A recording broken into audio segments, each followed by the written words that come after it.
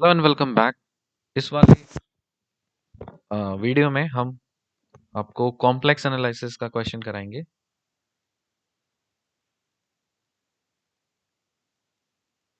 Complex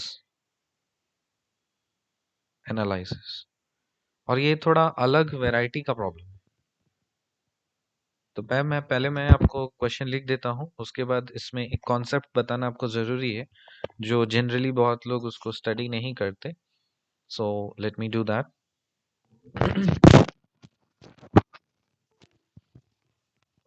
तो हमारे पास question है, give an example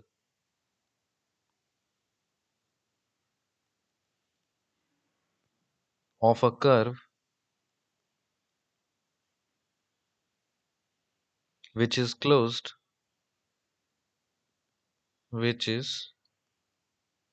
closed but not simple but not simple। आपको एक ऐसा कर्व का एग्जाम्पल देना है जो कि क्लोज्ड हो लेकिन सिंपल ना हो। एक और एग्जाम्पल क्वेश्चन हम दिखाते हैं आपको, फिर हम बताएंगे। Give an example of a simple closed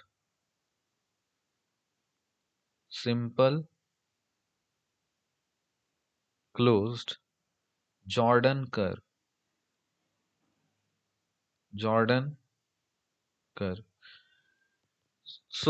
इस क्वेश्चन में हम लोग क्या कर रहे हैं, इस क्वेश्चन में हम आपसे पूछ रहे हैं कि एक ऐसा कर्व बताइए जो कि क्लोज्ड हो लेकिन सिंपल ना हो। और दूसरा में मैं आपसे पूछ रहा हूँ कि एक सिंपल क्लोज्ड जॉर्डन कर्व का एक एग्जांपल बता दीजिए। तो इस क्वेश्चन को सॉल्व करने के लिए आपको कुछ अच्छी तरह से पता होना चाहिए कॉन्सेप्ट। तो मैं आपको पहले लिखा देता हूँ, हालांकि इस क्वेश्चन सीरीज में नहीं कराना चाहिए, ये लेक्चर सीरीज का पार्ट है।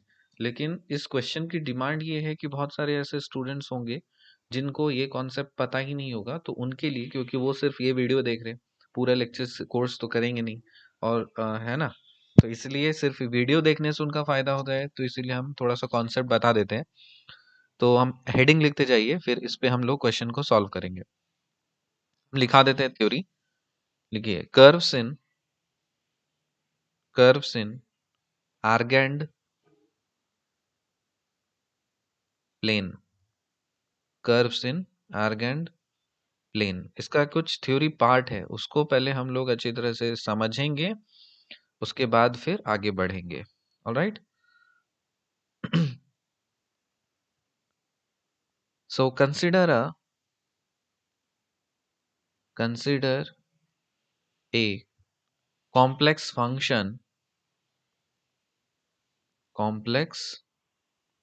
Function z equals to z of t का कोई फंक्शन है, तो definitely this will be x of t plus iota times y of t, बराबर।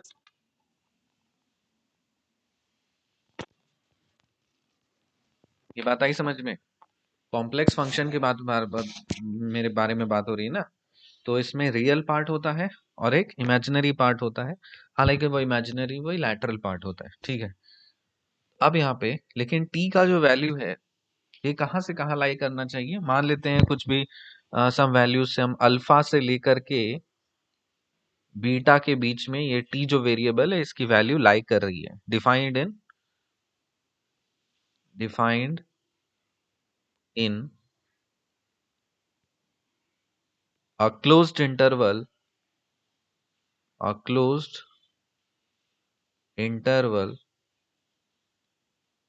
Alpha beta. तो इस अल्फा बीटा क्लोज्ड इंटरवल में, जो कि रियल एक्सिस का पार्ट है ऑफ द रियल एक्सिस, ठीक है। तो एक कॉम्प्लेक्स फंक्शन हम लोगों ने डिफाइन किया है z equals to z of t equals to x of t plus iota times y of t, where t का जो वैल्यू है अल्फा बीटा के बीच में लाई कर रहा है। और इस फंक्शन को मैंने कहाँ डिफाइन किया है, इस क्लोज्ड इंटरवल अल्फा बीटा जो कि रियल एक्सिस का एक पार्ट है। बात आई समझ में? ओके, अब लिखिए, if for each T, if for each t there is a complex number, there is a complex number z, her t के लिए एक कॉम्प्लेक्स नंबर z अगर एग्जिस्ट कर रहा है, then the range of the function, then the range of the function z of t, अब देखिए function है तो डेफिनेटली इसका डोमेन भी होगा और कोडोमेन या रेंज भी होगा। ठीक है, तो डोमेन का मतलब होता है कि what are the all possible input values that we are giving और we are feeding to the function. और रेंज या कोडोमेन का क्या मतलब होता है, what are the possible outcomes that we could get. तो टी का वैल्यू कहाँ से आएगा, टी का जो वैल्यू है वो अल्फा से बीटा के बीच में कहीं पे भी कुछ हो सकता है, लेकिन जेड ऑफ टी की जो वैल्यू होगी वो तो डिपेंड करेगी एक्स ऑफ टी और वाई ऑफ टी पे। ठीक है, तो क्या क्या possible values Z of T के आ सकते हैं, so that is the range. तो उस रेंज को ही हम लोग जेड ऑफ टी, उस रेंज को ही हम लोग क्या बोलेंगे, curve, is called a curve. समझ आया बात? ठीक है, तो कभी कभी उस कर्व को हम लोग डायग्रामेटिकली हम लोग बना पाते हैं और कभी कभी कॉम्प्लिकेशंस के कारण से नहीं बनाते हैं। So that is not our point of interest. Our point of interest is to understand the nature of the curve, कि कर्व का नेचर क्या है। आप लिखिए, thus thus thus a curve is a continuous image of image of a closed interval of a closed interval of the real axis of the real axis। तो curve को हम short में इस तरह से भी डिफाइन कर सकते हैं, what is curve, curve is a continuous image of a closed interval of the real axis. और इसको हम लोग डिनोट कैसे करेंगे, सो you can right a curve is denoted by एक सिंबल हम लोग यूज करेंगे कैपिटल गामा। तो जब कभी भी कॉम्प्लेक्स एनालिसिस में आपको इस तरह का कैपिटल गामा टाइप का कोई सिंबल दिखे तो समझ जाइए कि that is nothing but curve. और यहाँ पे जैसे इनपुट वैल्यूज में अल्फा से लेके बीटा है ना, तो जो इनिशियल वाला जो है, so Z of alpha and Z of beta, इसको क्या बोलेंगे, so these are the end points of the curve, these are the end points of the curve. बराबर, ठीक है। तो यहां तक आप समझ चुके हो कि कर्व हम लोग किस तरह से डिफाइन करते हैं। अब हम लोग डिफाइन करेंगे कि मल्टीपल पॉइंट क्या होता है। So let me right multiple point. What is multiple point?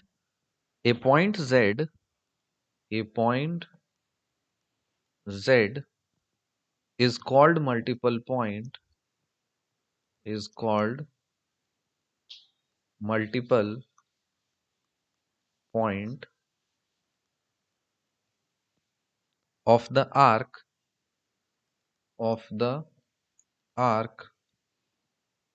if z equals to x of t plus iota times y of t। satisfied by satisfied by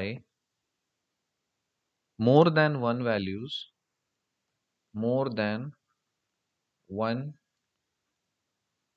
values, more than one values of t in the given range, in the given range. सो जिस range में, जो भी range आपका दिया हुआ है, उस range में एक से अधिक वैल्यूज, टी के अधिक वैल्यूज के लिए अगर z का पॉइंट सेटिस्फाई कर रहा है, तब उस z पॉइंट को हम लोग मल्टीपल पॉइंट बोलेंगे। ये मैं आपको एग्जांपल से समझाऊंगा। ठीक है, अब लिखते हैं। हेडिंग आप लिखिए, जॉर्डन आर्क। Jordan arc. ठीक है, व्हाट इज जॉर्डन आर्क, या फिर आप लिख सकते हो सिंपल कर्व। दोनों एक ही चीज होता है, सिंपल कर्व। ये सब बेसिक डेफिनेशंस आपको पता होना चाहिए, तभी आप ऐसे क्वेश्चंस को आप अटेम्प्ट कर पाओगे। तो हम लिखेंगे ए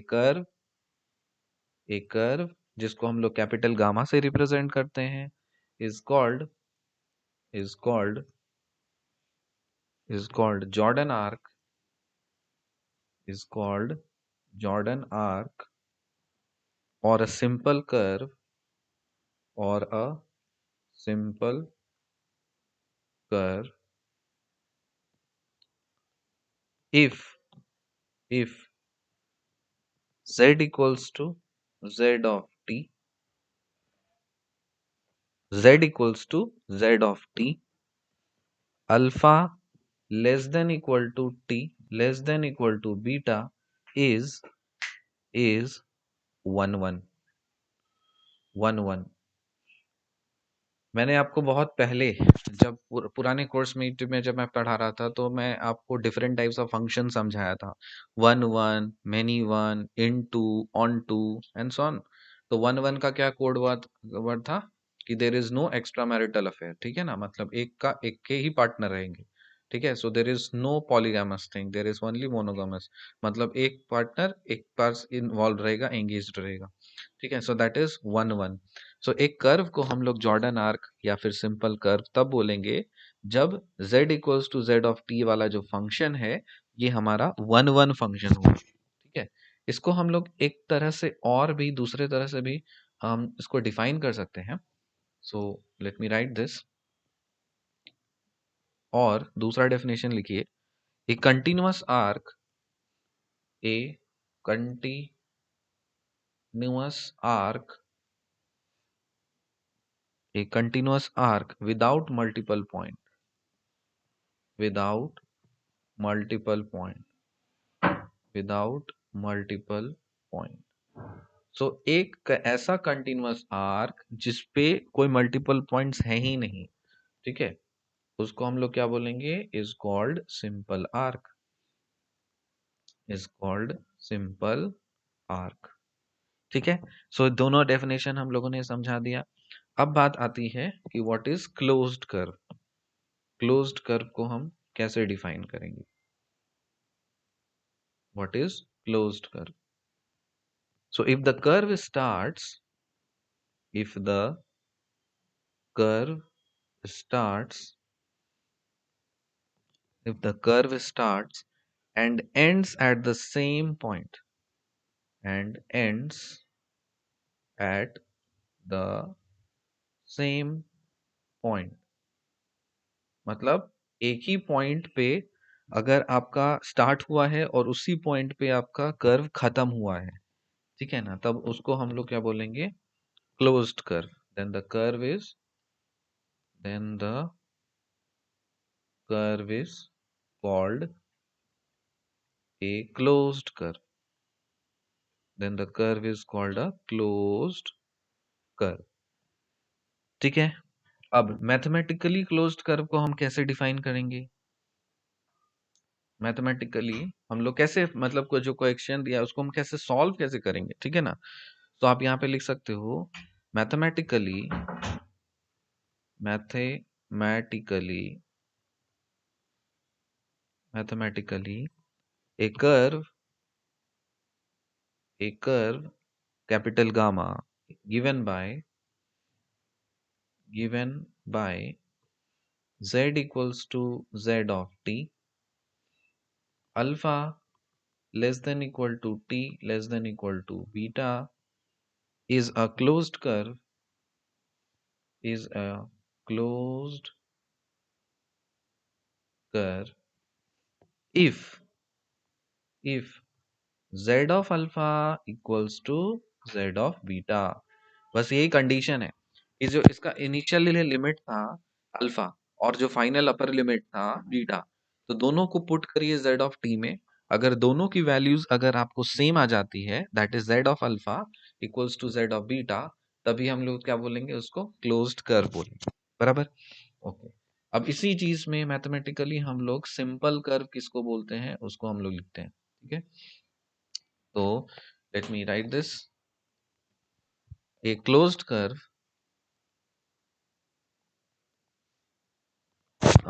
एक डेफिनेशन हम लिख देते हैं सिंपल क्लोज्ड कर्व, ये ज्यादा बेटर होगा। हेडिंग लिखिए simple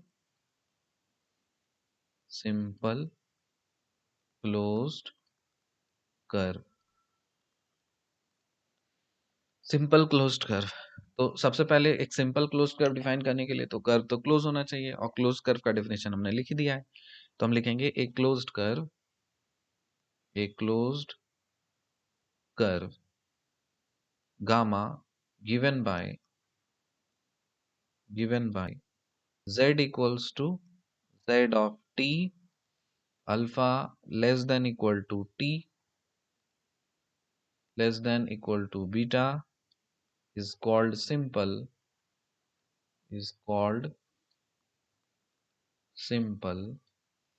if for t1 less than t2 and z of t1 equals to z of t2। this implies, इसका क्या मतलब होता है, t1 equals to alpha and t2 equals to beta। तो सबसे पहली बात कि कर्व को सिंपल क्लोज्ड होना चाहिए। सो जो क्लोज्ड हो गया उसके बाद फिर अगर z of t1 equal to z of t2 हो जाता है, तभी हम उसको क्या बोलेंगे, एक सिंपल क्लोज्ड कर्व है। ठीक है, इसका एक और डेफिनेशन आपकी बेटर अंडरस्टैंडिंग के लिए, so you can write here, लिख सकते हैं आप, और a curve with only one multiple point, with only one multiple point corresponding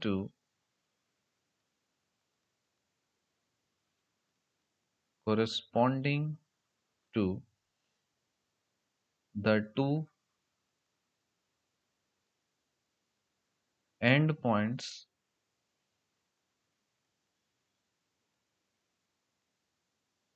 t1 equals to alpha and t2 equals to beta, then the curve is called a simple Jordan closed curve। Simple Jordan closed curve एक ही चीज है। तो यहाँ पे बस दूसरे तरह से मैंने डिफाइन किया है कि एक कर्व जिसके पास सिर्फ और सिर्फ एक ही मल्टीपल पॉइंट हो, कोरस्पॉन्डिंग टू दो अलग अलग पॉइंट्स के लिए एक ही मल्टीपल पॉइंट हो, तो उस कर्व को हम लोग सिंपल जॉर्डन कर्व बोलते हैं। अब जो क्वेश्चन मैंने आपको दिया है उसको आप सॉल्व करिए, देखिए फटाफट क्वेश्चन बन जाएंगे। पहला क्वेश्चन मैंने आपको दिया था, give an example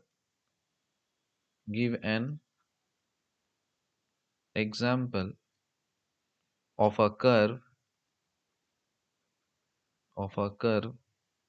which is closed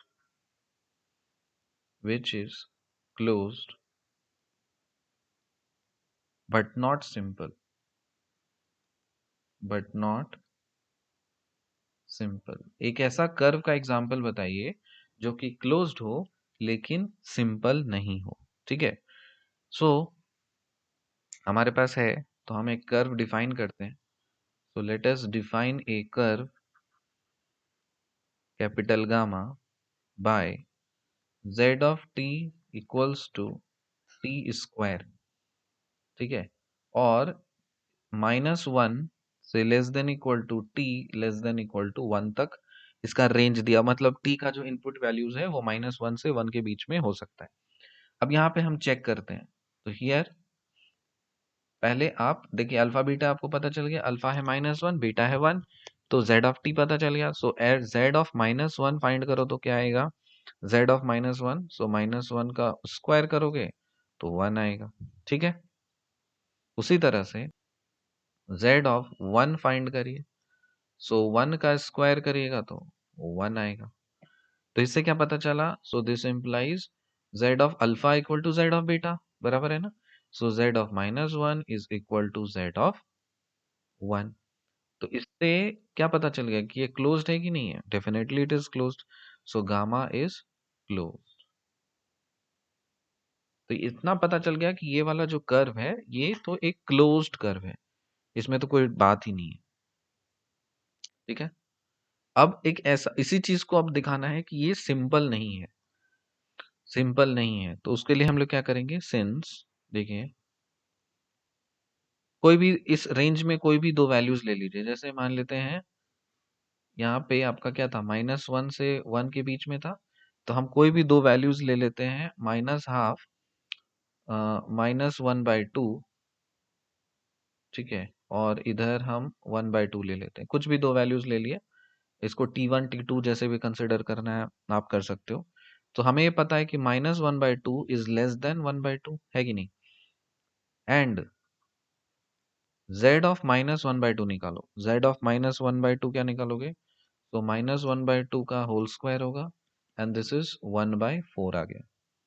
और उसी तरह से z ऑफ 1/2 निकालो, तो ये क्या हो जाएगा, 1/2 का होल स्क्वायर, और ये बन गया 1/4।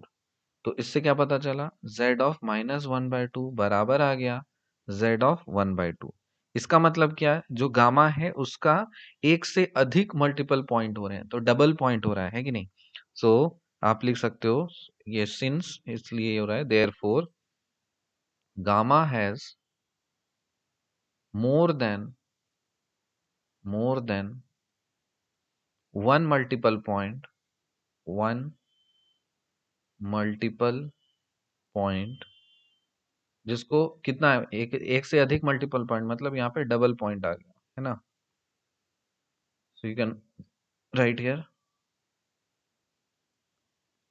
Double double point. सो इसका मतलब it is not simple, it is not simple. अब आपके मन में क्वेश्चन हो रहा था, सर सिंपल तब कब होगा। चलिए हम देखते हैं, दूसरे लिए तो दूसरा को एग्जांपल दिया था, क्वेश्चन कर दिया था कि किस तरह से हम उसको सिंपल प्रूव करेंगे।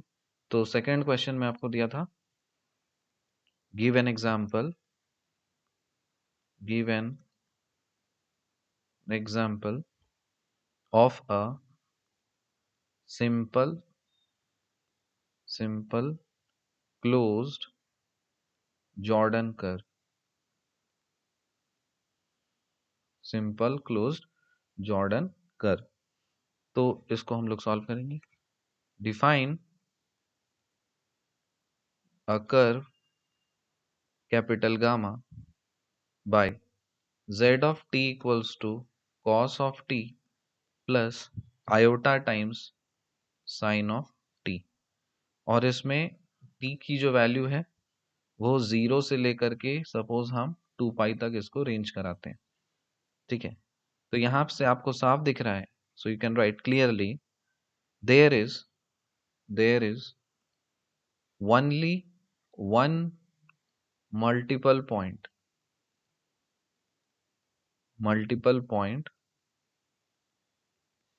To the end points, to the end points. आपको साफ साफ दिख रहा है ना। तो इसी तरह से क्या लिख सकते हैं, z ऑफ 0, देखो अल्फा पुट करो तो क्या आएगा, z ऑफ 2 पाई भी पुट करोगे तो दोनों में ही आपका 1 आएगा, ठीक। तो इसीलिए therefore the values of z of t coincide only at the end points, at the end points. Hence it is simple closed. Hence it is simple closed. ठीक है, बहुत बारीक सा डिफरेंस है। यहाँ पे क्या हो रहा था, यहाँ पे अल्फा और बीटा जो था वो -1 से 1 था, तो इसका मतलब -1 पे जो वैल्यू आ रही है, देखो यहाँ पे -1 पे जो वैल्यू आ रही है और 1 पे जो वैल्यू आ रही है, इस पर्टिकुलर केस में तो सेम है, बट -1 और 1 के बीच में भी बहुत सारे ऐसे वैल्यूज हैं जहां पे वो दोनों सेम हो जा रहे हैं, तो वो सिंपल नहीं रहे, तो वो क्या बन गए, it is not simple, multiple point हो गया, एक से अधिक मल्टीपल पॉइंट हो गया। समझ में आ रहा है ना। तो और देखो यहाँ पे सिंपल जॉर्डन कर्व का डेफिनेशन क्या लिखा था, a curve with only one multiple point corresponding to the two end points, मतलब अल्फा और बीटा मतलब एक्सट्रीम एंड पॉइंट्स के बीच में ही जब पुट करोगे तभी वैल्यू उसकी सेम आनी चाहिए, उसके बीच में कोई भी वैल्यू पुट करोगे तो सेम नहीं आनी चाहिए। लेकिन यहाँ पे टी स्क्वायर में देखो -हाफ हाफ में भी सेम आ जा रहा है ना, फिर -1/3 और 1/3 उसमें भी सेम आ जाएगा, तो वो मल्टीपल पॉइंट हो गए, एक से अधिक मल्टीपल पॉइंट हो गए, तो वो सिंपल नहीं रहा, ठीक है। और इस केस में यहाँ पे सिर्फ एंड पॉइंट्स पे वैल्यू सेम हो जा रही है, देखो 0 और 2 पाई पे, और कोई भी वैल्यू 0 से 2 पाई के बीच में कोई भी टी का वैल्यू ले लो, दोनों की वैल्यू सेम नहीं होगी। तो ये तो हमारा हो गया सिंपल। क्लोज्ड मैंने आपको क्या बताया था, व्हाट इज क्लोज्ड, क्लोज का डेफिनेशन देखिए यहाँ पे, एक क्लोज्ड वाला कर्व क्या होना चाहिए, देखो if a curve starts and ends at the same point then the curve is called close, तो डेफिनेटली अल्फा और बीटा पे सेम हो रही है तो इसका मतलब ही है कि वो क्लोज्ड है। अल्फा और बीटा पे ही सिर्फ सेम हो रही है तब उसको सिंपल क्लोज्ड बोलेंगे, और अल्फा और बीटा पे तो सेम हो रही है तो क्लोज्ड बोलेंगे, लेकिन अल्फा और बीटा के बीच में कोई भी वैल्यूज पे भी अगर सेम हो रही है तो उसको नॉट सिंपल बोलेंगे। बस एक छोटा सा चीज मैंने आपको बताया, एक कॉन्सेप्ट के तरह, बहुत इंपॉर्टेंट कॉन्सेप्ट है, जनरली इसको बहुत लोग मिस कर देते हैं क्योंकि टेक्स्ट बुक्स में बहुत कॉम्प्लिकेट करके दिया हुआ रहता है, तो इसको समझने के लिए भी मुझे बहुत समय लगा, बहुत सिंप्लीफाइड करके मैंने चीज़ों को सीखा है, और वो मैं आपको ये वाला चीज़ ताकि सिंप्लीफाइड करके आपको ये चीज़ दे रहा हूँ। ठीक है, तो ये रहा कॉम्प्लेक्स एनालिसिस में हम लोगों ने क्वेश्चन किया है। मैं फिर से रिमाइंड कर दे रहा हूँ, क्योंकि बहुत लोग डाउट और क्वेश्चन पूछते रहते हैं कि सर यूट्यूब वाले में और पेड और जो आपका जूम क्लास होता है उसमें क्या अंतर होता है, दोनों में क्या है। देखिए मैं आपको पहले बता देता हूँ कि जो यूट्यूब का कोर्स है that is the basic course and it is quite good and well, ठीक है, ये बहुत ही बेसिक सा कोर्स है, it is sufficient, it is sufficient. लेकिन ये कोर्स कब बनाया था, it is an old course, 2019-2020, ये ओल्ड कोर्स था, सफिशिएंट था, तो उस टाइम में जिस तरह से ट्रेंड था उस हिसाब से ये कोर्स बनाया था। और आपको ये पता होना चाहिए कि 2020 में जो यूपीएससी का पेपर था और 2021 में जो यूपीएससी का पेपर था, ठीक है, मैक्सिमम क्वेश्चंस अगर मैं इसको 5 स्टार दूं, 1 2 3 4 5, मैक्सिमम ऑलमोस्ट 80 से 90% क्वेश्चंस यूट्यूब से ही फंस गए थे, हालांकि जूम से भी फंसे थे। और इसमें अगर बोलूं तो इसमें से मैं इसे 4 स्टार दूंगा, जिसमें से यूट्यूब के लिए मैं इसे 4 स्टार दूंगा, और जूम के लिए भी मैं इसे 3 स्टार दूंगा, ठीक है। तो दोनों ही लॉजिकल हैं और वैलिड है, ठीक। जैसे जैसे समय बीतता है उसी हिसाब से कोर्स को क्या करते रहना चाहिए, अपग्रेड करते रहना चाहिए या अपडेट करते रहना चाहिए, ट्रेंड देख करके, क्योंकि हमेशा तो हर साल एक जैसा ट्रेंड नहीं होता ना। अभी 2022 में जो पेपर होगा या 2023 में जो पेपर होगा उस हिसाब से हमें स्ट्रैटेजी को चेंज करनी पड़ेगी। अपने प्लानिंग को चेंज करना पड़ेगा, अपने कंटेंट में मॉडिफाई करना पड़ेगा। अब ये तो पॉसिबल नहीं कि यूट्यूब में फिर से वीडियो को एडिट करके फिर से वो सारी चीज़ें डाल दो, नहीं। और फिर से यूट्यूब का course banana again it's a overall big big thing, जो पॉसिबल नहीं हो पाता, समय की भी किल्लत होती है। So the best option is the live class and the zoom courses, जहाँ पे आप स्टूडेंट्स हम लोग से इंटरेक्ट करके चीज़ों को अच्छे से सीख पाते हैं और कोर्स और कंटेंट को करते हैं। और बात रही यूट्यूब की, तो यूट्यूब पे तो ये वाला सीरीज और क्वेश्चंस ये तो ऑलवेज हमेशा ही अपडेट होता रहेगा, हमेशा ही अपडेट मैं इसमें करता ही रहूँगा, ठीक है? तो जिसके पास मतलब मतलब जो ज़ूम नहीं करना चाहते, जो सिर्फ़ यूट्यूब पे ही पढ़ना चाहते हैं, तो उसके लिए ये सफिशिएंट है, मोर देन सफिशिएंट। मैं अलग-अलग वैरायटी के क्वेश्चन्स लाता रहूँगा। अगर आपका बेसिक्स फंडामेंटल्स काफ़ी अच्छा स्ट्रॉन्ग है, तो आप YouTube it is more than sufficient, आप खुद से कर सकते हो। You can score above 250, 270 and so on. लेकिन अगर आपको चाहिए एक पर्सनल गाइडेंस कि हाँ सर लोग से बात करके हमें पढ़ना है वगैरह वगैरह, तो उस हिसाब से यू कैन ऑलवेज प्रेफर कि आप लाइव क्लास में अटेंड करो चीज़ों को। और इसका स्ट्रक्चर बहुत ही सिस्टमैटिक वे में हम लोगों ने डिज़ाइन किया है। 14th फेब से हम लोग इसका फाउंडेशन स्टार्ट कर रहे हैं, जो एकदम एकदम बेसिक्स हैं, जिसका बहुत ही वीक है। आई मीन 11-12 वीक हो गया, या फिर जो आपका ग्रेजुएशन वाला होता है वो सारे वीक होते हैं, ठीक है? और फिर आपका अप्रैल से आपका इसका मेन कोर्स स्टार्ट हो जाएगा, ठीक है? तो it's a complete 8 months, 9 months, 10 months course. तो इसके बाद जब कोर्स आप कंप्लीट करोगे, you will feel a very good confidence in your planning and strategy and preparation. तो इसीलिए ये सारी चीज़ें मैंने आपको बताना था। और मिलते हैं आपसे अगली वीडियो में with some other beautiful questions. Till then bye and take care.